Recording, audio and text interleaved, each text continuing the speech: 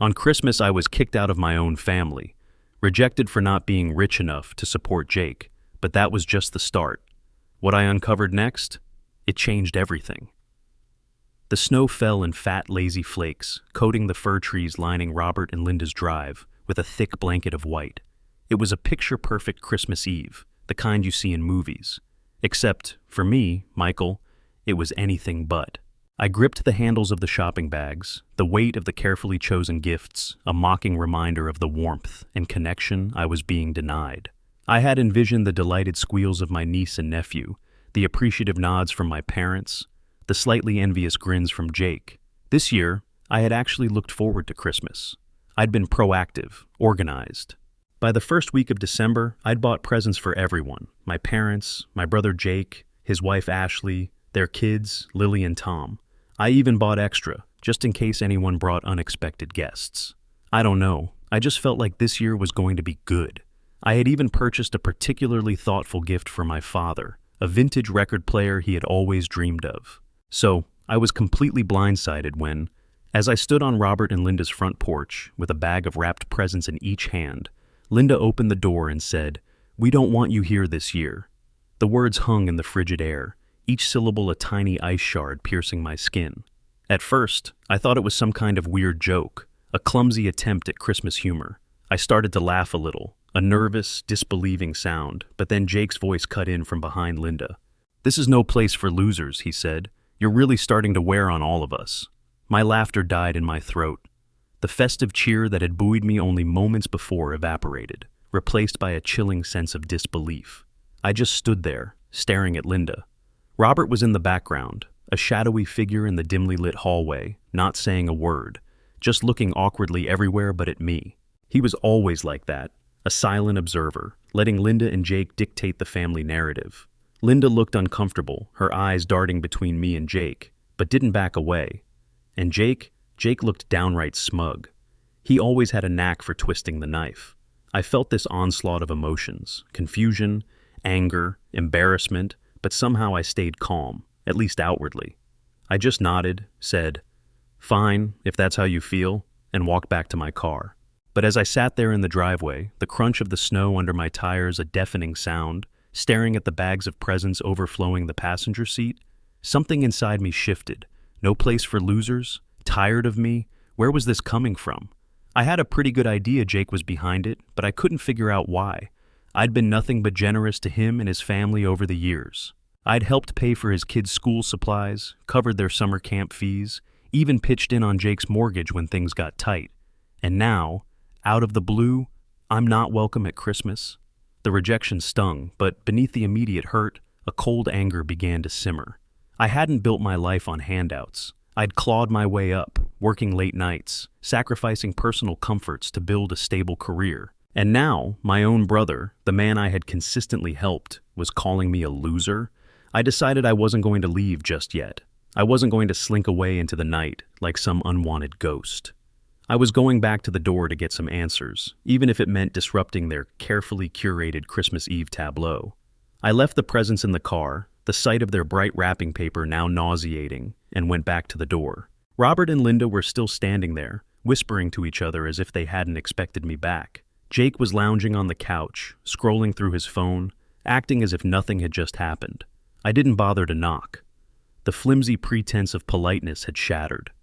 "What's going on?" I asked, stepping inside, the force of my entrance causing the small Christmas tree to tremble slightly. "Why am I not welcome at Christmas? What did I do?" Jake grinned without even looking up from his phone. "You really don't get it, do you? You've been slacking off lately. The kids have barely gotten anything from you this year." I stared at him, stunned. He couldn't possibly be serious. "What are you talking about? I've spent hundreds on presents for your kids. They have more presents in the car than anyone else." Jake finally looked at me, his eyes glinting with a mixture of disdain and calculation. "Last year you did more. This year it's like you don't care. It's embarrassing for us, honestly." I turned to Robert and Linda, expecting them to say something, maybe defend me or tell Jake he was out of line. Instead, Linda gave me this awkward smile and said, "But you just bought a new car. You found money for it." Her words were like a slap in the face. The new car. It was a treat to myself after years of driving a beat-up sedan. a symbol of my hard work and a rare indulgence. For a second, I didn't even know how to respond. "The car is on credit," I said, keeping my voice steady, although my fists were clenched. "And even if it wasn't, how does buying a car suddenly make me responsible for Jake's kids?" "They're not my responsibility.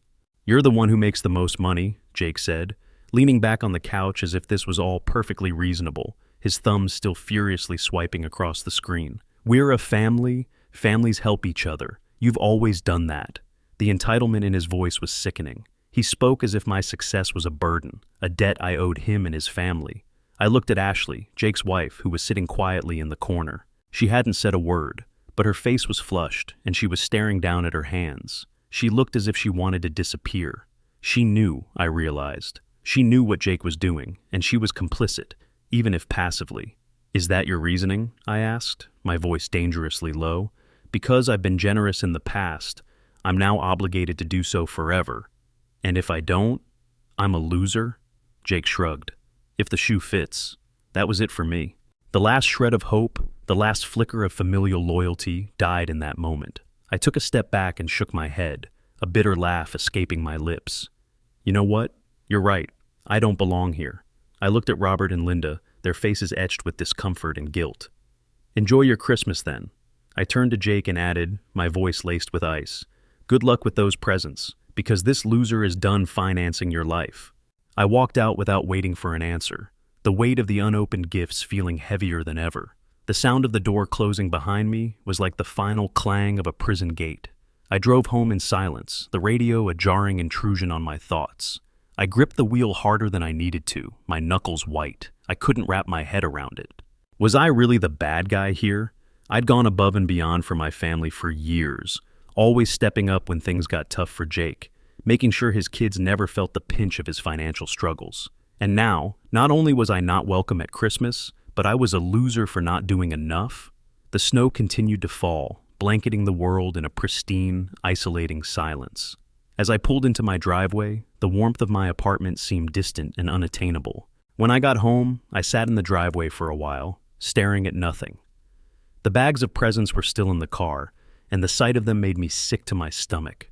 I'd spent weeks picking out just the right things, thinking about what the kids would love, what Robert and Linda would appreciate, and for what. To be told I didn't belong. The more I thought about it, the clearer it became.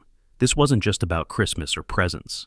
This had been building for years, and I'd been too blind, or maybe too willing to see it. The truth was, I'd always been the one Jake leaned on, the dependable, successful brother who could always be counted on to bail him out. When Jake and Ashley were first married, they got off to a rocky start financially. He wasn't great at holding down a steady job, drifting from one short-term gig to another, each one seemingly less promising than the last. Ashley's part-time work at a local bookstore barely covered the basics. I stepped in to help, thinking it would just be for a little while, a couple hundred here, a couple hundred there. I helped with rent once when they were facing eviction, then later with daycare when their second child was born. But a little while turned into years.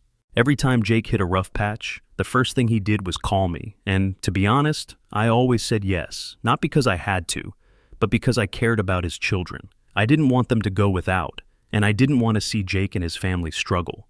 I didn't want them to experience the kind of childhood that I had had, with my father working long hours to make ends meet. Looking back now, I realized that I'd created this dynamic.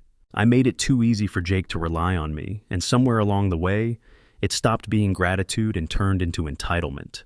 And tonight, being shut out of my own family's Christmas because I didn't do enough, that was the breaking point.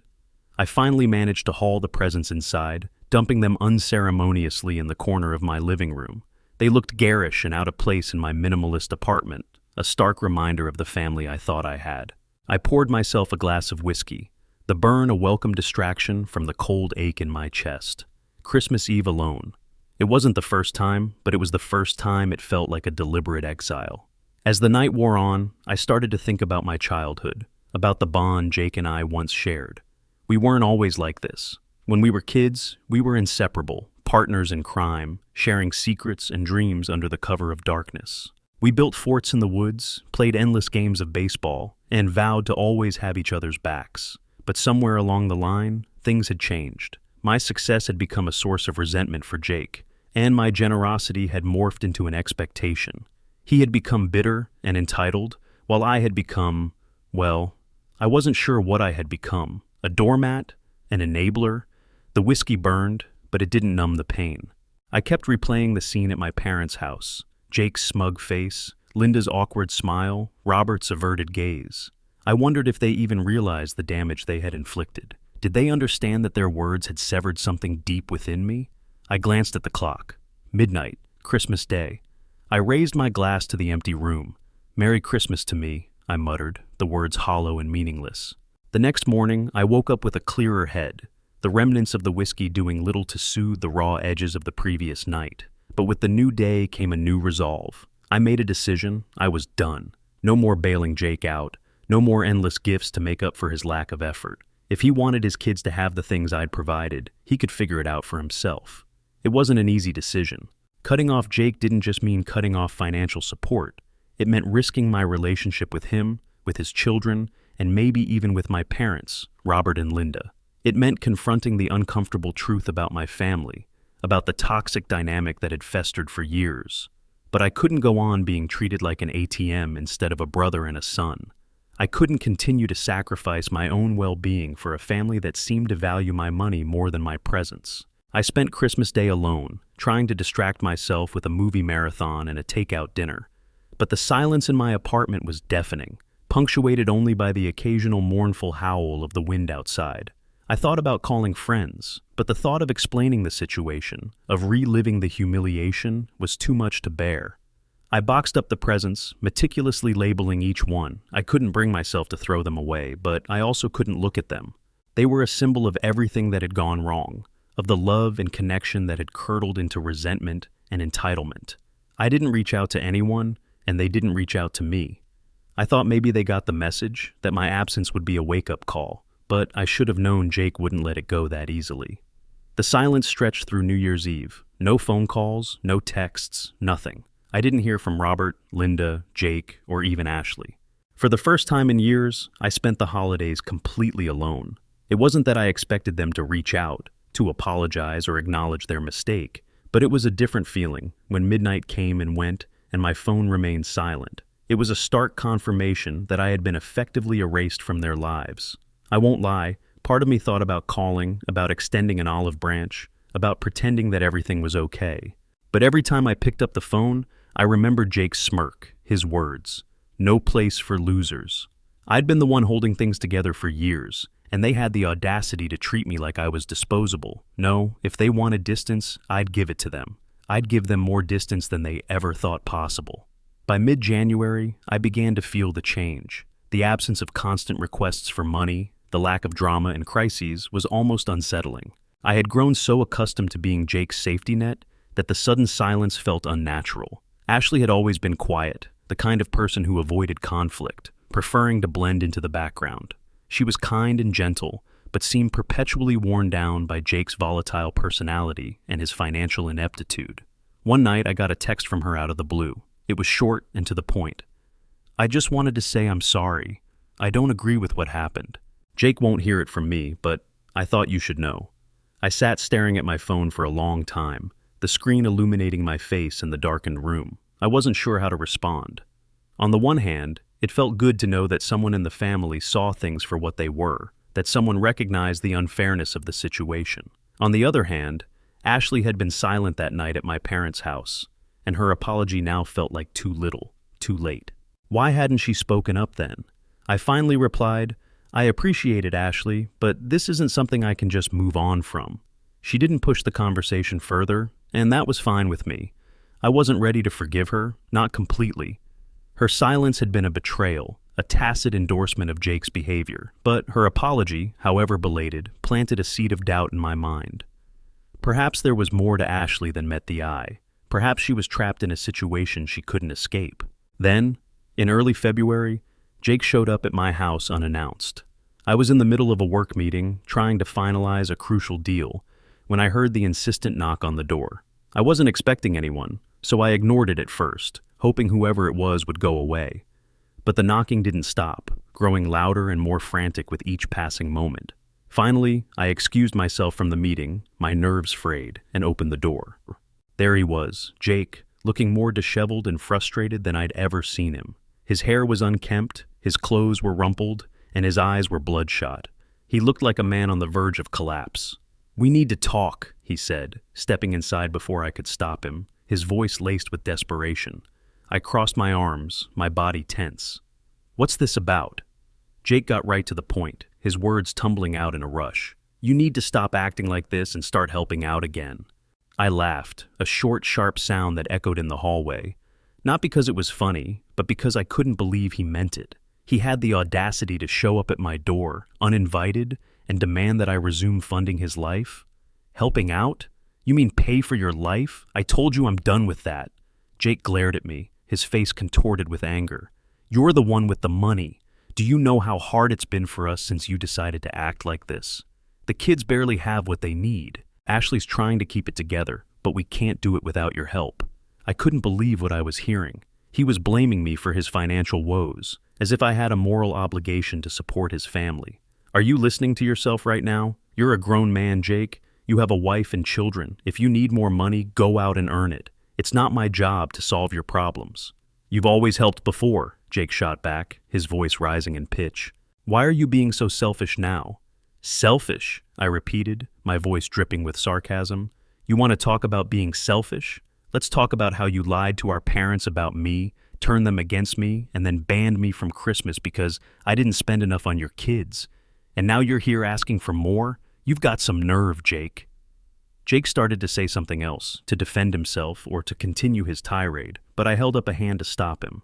"We're done here," I said, my voice firm and unwavering. "I'm not giving you another dime, and I don't want to hear from you again until you figure out how to act like an adult." Jake stood there for a moment, his face a mask of anger and resentment, before finally storming out, slamming the door behind him with a force that rattled the windows. After Jake stormed out, I thought that would be the end of it, at least for a while. He'd maybe complain to Robert and Linda, try to manipulate them into intervening on his behalf. But eventually, he'd figure out I wasn't going to back down. I was wrong. 2 days later, I got a call from a number I didn't recognize. Normally, I wouldn't have answered, but something, a nagging feeling in the pit of my stomach, told me to pick up. "Hello, is this Michael?" a man's voice asked, polite but impersonal. "Yeah, who's this?" "This is Mark Dawson. I'm a lawyer. I represent a client who has recently expressed concern about certain financial matters involving your family. Do you have a moment to discuss them?" I froze. A lawyer? What financial matters? My mind raced, trying to anticipate the angle. Was Jake trying to sue me? Had he gotten into some kind of trouble and was trying to drag me into it? "I can't go into detail over the phone," he said, his tone overly polite, "but it involves financial contributions you've made to your brother, Jake, and his family, specifically your use of those contributions. Would you be willing to come to my office for a discussion?" I didn't know what to say. My mind was racing with possibilities, none of them good. Had Jake taken out a loan in my name? Was he using my information for something shady? Or was this a desperate attempt to guilt me into giving him money again, disguised as a legal inquiry? "Who's your client?" I finally asked, my voice tight with suspicion. There was a brief pause, a hesitation that made my stomach clench. "I'm afraid I can't disclose that right now, but I assure you this is not a lawsuit against you. It's more an investigation. Against my better judgment, against every instinct screaming at me to stay away, I agreed to a meeting. Curiosity got the better of me, and I couldn't shake the feeling that there was more to this than just Jake being himself. There was a layer of complexity, a hidden motive that I couldn't quite grasp. When I walked into Mark Dawson's office the next day, I wasn't sure what to expect. The office was sterile and impersonal, filled with leather furniture and legal documents. The air was thick with the smell of stale coffee and quiet desperation. Dawson himself was a tall, thin man with a sharp gaze and a carefully cultivated air of authority. As soon as I sat down, he dropped a bombshell. "The client I'm representing is Ashley," he said, pushing a thick folder across the desk toward me. I blinked, taken completely by surprise. "Ashley? Why would she need a lawyer?" Mark folded his hands and watched me closely, his expression unreadable. "She thinks Jake's been using the money you've given him over the years inappropriately. She has reason to believe he's been hiding money from her and from you." My stomach turned. Hiding money? What do you mean? Was this some elaborate scheme to get more money out of me? He opened the folder, revealing copies of bank statements, receipts, and what looked like screenshots of text messages. She suspects that Jake has been taking your financial contributions and funneling them into a separate account. Based on what she found, he may have been using the money for gambling and other personal expenses instead of supporting his family. I stared at the documents in disbelief, my mind struggling to process the implications. Jake, the man I had always tried to help, the man I had defended and supported for years, had been betraying me all along. He had been taking my generosity and using it for his own selfish purposes. You're saying all those times I helped him with bills, with his kids' school stuff, that money never went to them? Mark nodded solemnly. It seems that way. Ashley discovered this recently and came to me because she didn't know what to do. She didn't want to involve you at first, but given the circumstances, she thought you should know. I couldn't believe what I was hearing. Jake had been playing me all along, taking money I thought was going to help his family and blowing it on who knows what. I didn't know whether to feel angry, betrayed, or just plain stupid for not seeing it sooner. Does Ashley have proof? I asked, my voice tense. Mark nodded and pushed the folder closer to me. Take a look for yourself. I leafed through the documents. There were transfers from my account to Jake's, matching the times I'd helped him with emergencies. Then there were withdrawals from his account, large sums going to a separate account in his name. I saw transactions from that account, online gambling sites, expensive restaurants, and even a few hotel stays. The sheer volume of evidence was overwhelming. Jake had been living a double life, funded by my generosity and shrouded in lies. Unbelievable, I muttered, shaking my head. And Ashley knew about this? She only recently discovered the second account, Mark explained. She had suspicions for a while, but she didn't have access to his banking information, and until she stumbled across some bank statements he'd left out, that's when she contacted me. I sat back, trying to take it all in. Does she want me to do anything? Press charges or something? Mark shook his head. Not at this point. She's more focused on protecting herself and the children, but she thought you should know in case Jake tries to manipulate you further. I let out a bitter laugh. Well, he already tried. He showed up at my house a few days ago demanding that I start helping again. Mark gave me a knowing look. That goes along with what Ashley told me. It seems Jake is feeling the pressure now that your financial support has stopped. He may be in even deeper trouble than Ashley knows. I stared at the folder, my mind racing. Part of me wanted to storm over to Jake's house and confront him, to unleash the fury that had been building inside me for years. But another part knew that would only give him the satisfaction of knowing he'd gotten under my skin. Instead, I asked, "What's Ashley up to?" Mark hesitated before answering, his eyes betraying a hint of concern. She's considering her options. She wants to make sure she and the kids are safe, financially and otherwise. If Jake's behavior escalates, she may file for separation or take other legal action. Hearing this hit me harder than I expected. Ashley had always seemed like the quiet, loyal type, the kind of person who would stick by Jake no matter what. If even she was willing to walk away, it told me how bad things had gotten. It suggested a level of desperation that I had never suspected. "Is she okay?" I asked, my voice laced with concern. Mark nodded slowly. "She's scared, but she's also determined. She's been living with Jake's lies and manipulation for too long, and she's finally ready to break free." I thanked Mark for his time and left the office with a mixture of emotions. Anger at Jake, sadness for Ashley and the kids, and guilt for not realizing sooner how deep this had gone. But most of all, I felt a strange sense of relief. For the first time in years, I wasn't carrying Jake's weight, and now that I knew the truth, there was no way I was going to let him manipulate me again. I had a new ally in this fight, an unexpected partner in Ashley. After I left Mark Dawson's office, I couldn't stop thinking about everything I'd just learned. The gambling, the hidden money, Ashley quietly planning her next move. It was like a soap opera, except it was my family, and I was right in the middle of it. The layers of deceit were almost suffocating, each lie building upon another until the truth was buried beneath a mountain of deception. Over the next few days, I kept my distance. I didn't call Robert and Linda, and I certainly didn't reach out to Jake, but it seemed the silence didn't sit well with him, because one night, just as I was about to sit down for dinner, my phone lit up with his name. I considered letting it go to voicemail, but something told me to pick it up. I needed to know what he was planning, what lies he was spinning. "What do you want, Jake?" I asked, my voice cold and devoid of emotion. He didn't waste any time. We need to talk. His voice was strained, almost desperate. You said something to Ashley, didn't you? I raised an eyebrow, even though he couldn't see me. What are you talking about? Don't play dumb, he snapped. She's been acting weird since Christmas, and now she's bringing up lawyers and separation. I know you've been putting ideas in her head. I couldn't help but laugh. The irony was almost comical. Jake was blaming me for the consequences of his own actions. You think I'm the problem? You're the one who lied to her, hid money, and gambled it away. If she's tired of your crap, that's on you, not me. There was a moment of silence, a pregnant pause filled with unspoken accusations and bitter recriminations, before Jake finally said, his voice barely a whisper, "You don't know what you're talking about." "Oh, I think I do," I said, my anger bubbling to the surface. "Ashley told me everything, the secret account, the gambling, the money you've been wasting while I've been breaking my back trying to help you. You're a joke, Jake." He started to shout, to deny the accusations, but I didn't let him finish. "Here's the thing," I said, cutting him off.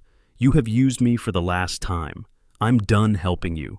I'm done covering for you. If Ashley leaves you, that's on you. And if you try to drag me into this mess again, I'll make sure everyone knows exactly what you've been up to." I hung up before he could answer, severing the connection between us with a final, decisive act. My hands were shaking, adrenaline coursing through my veins, but it felt good to finally say what I'd been holding in for years. It felt good to finally stand up for myself, to refuse to be a victim any longer. The fallout didn't last long. The next day Ashley called, her voice hesitant and strained. "Did Jake call you?" she asked, her voice careful. "Yes," I said. "He wasn't happy."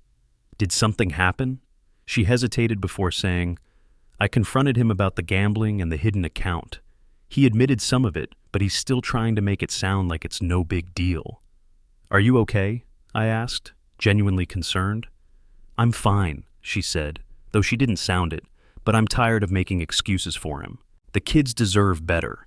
Hearing her say that hit me harder than I expected. I knew things were bad between them, but this felt like the beginning of the end. The cracks in their marriage, once barely visible, were now widening into gaping fissures, threatening to tear their family apart. "Whatever you decide to do, you have my support," I said. "Thank you," she replied quietly, her voice thick with emotion. "And I'm sorry for everything. You didn't deserve the way we treated you at Christmas. I should have said something sooner." We talked for a while, sharing our frustrations and fears, and when we hung up, I felt a strange sense of closure. Jake had burned every bridge with me, but Ashley and the kids, they weren't my enemies, and if she was brave enough to stand up to him, I wouldn't hold a grudge. I would support her in any way that I could. Still, I couldn't shake the feeling that Jake wasn't done making trouble. He was like a cornered animal, desperate and unpredictable, and I knew he wouldn't go down without a fight. A few weeks later, I received a text message from Ashley. It was short, just 3 words. "We're leaving today." I called her immediately, my heart pounding in my chest. She explained that she and the kids were moving to another state while Jake was out of town on a business trip, which I assumed was just another excuse for gambling. She had been meticulously planning her escape for weeks, gathering documents, packing their belongings, and securing a new place to live. She didn't want him to know where they were going, at least not until she had everything sorted out legally. She feared his reaction, his anger and desperation, and she wanted to protect herself and her children. "I just couldn't stay any longer," she said quietly, her voice trembling with a mixture of fear and relief. "I can't keep pretending this is normal. I can't keep living with his lies and his gambling." "Where are you going?" I asked, my voice filled with concern. "I can't tell you," she said, her voice firm. "I have to protect myself and the kids." "What about the rent and everything?" I asked, genuinely curious as to how she was pulling this off. Moving to another state was an enormous undertaking, especially with 2 children. There was a pause, a moment of hesitation, before she admitted, her voice barely audible. "I was hoping you could help Mark with that, just for a little while. I hate to ask, but—" "Say no more," I interrupted. "I'll cover it." It was a small price to pay for her safety and well-being. So, yeah, I ended up helping her and the kids, but for the first time in years, it didn't feel like I was being used. It felt like I was finally doing the right thing, not out of obligation or guilt, but out of genuine compassion. Jake, as expected, went completely crazy when he got back and found the house empty. He called me, ranting and raving about how I'd turned Ashley against him and ruined his life. He accused me of everything from manipulating her to sabotaging his marriage. He was a whirlwind of anger and denial, refusing to take responsibility for his own actions. I let him vent for a while, letting him exhaust himself with his accusations and recriminations before saying, my voice calm and steady, maybe if you spent less time gambling and more time being a husband and father, this wouldn't have happened. But hey, good luck with that. Then I hung up, severing the connection once and for all. I refused to be drawn into his drama, to be a punching bag for his anger. Ashley is doing well now. She's found a steady job, the kids are settling into their new school, and she's finally starting to feel like she's back in control of her life. She's even started taking classes at the local community college, pursuing a dream she had put on hold for years. The kids are thriving, enjoying their newfound sense of stability and freedom. As for Jake, I hear he's still blaming everyone but himself, spiraling further into his own self-destructive patterns. But honestly, it's not my problem anymore. I've moved on, focusing on my own life and my own happiness. I haven't spoken to Robert and Linda since Christmas, and I'm not sure if I ever will again. The silence between us is a testament to the damage that has been done, to the deep-seated resentments that have festered for years. So, there's your happy ending, if you can call it that. It's not a perfect ending, but it's a real one. It's an ending that acknowledges the complexities of family, the pain of betrayal, and the possibility of redemption. It's an ending that reminds us that we can't always choose our family, but we can choose how we respond to them. We can choose to break free from toxic patterns, to stand up for ourselves, and to create our own happiness, even in the face of adversity.